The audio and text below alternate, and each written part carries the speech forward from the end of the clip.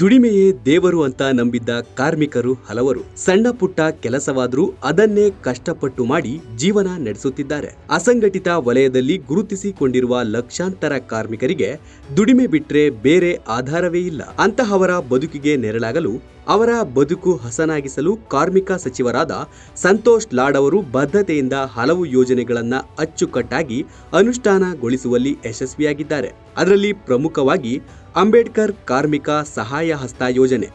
ಹೌದು, ಅಸಂಘಟಿತ ವಲಯದ ಕಾರ್ಮಿಕರು ಸಾಮಾಜಿಕವಾಗಿ ಮತ್ತು ಆರ್ಥಿಕವಾಗಿ ದುರ್ಬಲರಾಗಿದ್ದು, ಸಂಘಟಿತ ವಲಯದ ಕಾರ್ಮಿಕರಿಗೆ ಲಭ್ಯವಿರುವ ಸೌಲಭ್ಯಗಳಿಂದ ವಂಚಿತರಾಗಿದ್ದಾರೆ. ಅಂತಹ ಕಾರ್ಮಿಕರಿಗೆ ಸಾಮಾಜಿಕ ಭದ್ರತಾ ಸೌಲಭ್ಯಗಳನ್ನು ಒದಗಿಸುವುದು ಸರ್ಕಾರದ ಕರ್ತವ್ಯ.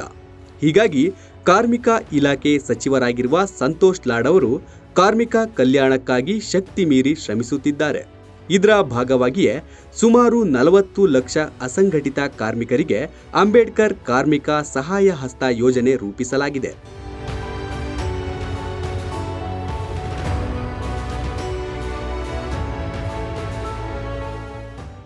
ಈ ಯೋಜನೆಯಡಿ ನೋಂದಾಯಿತ ಫಲಾನುಭವಿ ಅಪಘಾತದಲ್ಲಿ ಮರಣ ಹೊಂದಿದ್ರೆ 1 ಲಕ್ಷ ರೂಪಾಯಿವರೆಗೆ ಪರಿಹಾರ ನೀಡಲಾಗುತ್ತದೆ. ಯಾವುದೇ ರೋಗಗಳಿಗೆ ತುತ್ತಾಗಿ ಫಲಾನುಭವಿ ಟ್ರೀಟ್ಮೆಂಟ್ ಪಡೆದ್ರೆ 50,000 ರೂಪಾಯಿವರೆಗೆ ಚಿಕಿತ್ಸಾ ವೆಚ್ಚವನ್ನ ಸರ್ಕಾರವೇ ಮರುಪಾವತಿ ಮಾಡುತ್ತದೆ. ಫಲಾನುಭವಿ ಯಾರಾದರೂ ಸಹಜ ಸಾವಿಗೀಡಾದ್ರೆ ಅಂತ್ಯಕ್ರಿಯೆಗೆ 10,000 ರೂಪಾಯಿ ಧನ ಸಹಾಯ ಮಾಡಲಾಗುತ್ತದೆ. ಈಗಾಗಲೇ ಈ ಯೋಜನೆಯಡಿಯಲ್ಲಿ 24,73,983 ಕಾರ್ಮಿಕರು ತಮ್ಮ ಹೆಸರು ನೋಂದಾಯಿಸಿಕೊಂಡಿದ್ದಾರೆ.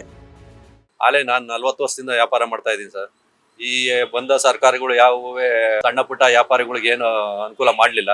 ಈಗೇನೋ ಸಂತೋಷ್ ಲಾಡ್ ಬಂದು ಅಂಬೇಡ್ಕರ್ ಅನುದಾನ ಯೋಜನೆ ಅಂತ ತಂದವ್ರೆ. ಈಗ ನನಗೂ ತಿಳಿದಿದೆ, ಅರ್ಜಿ ಹಾಕ್ಬೇಕದಕ್ಕೆ. ಅರ್ಜಿ ಹಾಕಿದ್ರೆ ಏನಾರ ಅದರಿಂದ ಅನುಕೂಲ ಆದರೆ ನಮ್ಮಂಥವ್ರಿಗೆಲ್ಲ ಅನುಕೂಲ ಆಯ್ತದೆ.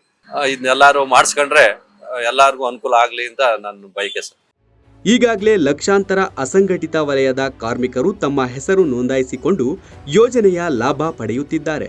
ಇನ್ನೂ ಹೆಚ್ಚಿನ ಸಂಖ್ಯೆಯಲ್ಲಿ ಕಾರ್ಮಿಕರು ಈ ಯೋಜನೆಯ ಲಾಭ ಪಡೆಯಬೇಕು ಅನ್ನೋದು ಸಂತೋಷ್ ಲಾಡ್ ಅವರ ಉದ್ದೇಶ.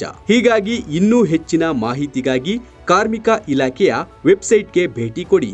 ಹಾಗೆಯೇ ಕಾರ್ಮಿಕ ಇಲಾಖೆಯ ಸಹಾಯವಾಣಿ ನಂಬರ್ಗೆ ಕರೆ ಮಾಡಿ ಮಾಹಿತಿ ಪಡೆದುಕೊಳ್ಳಿ.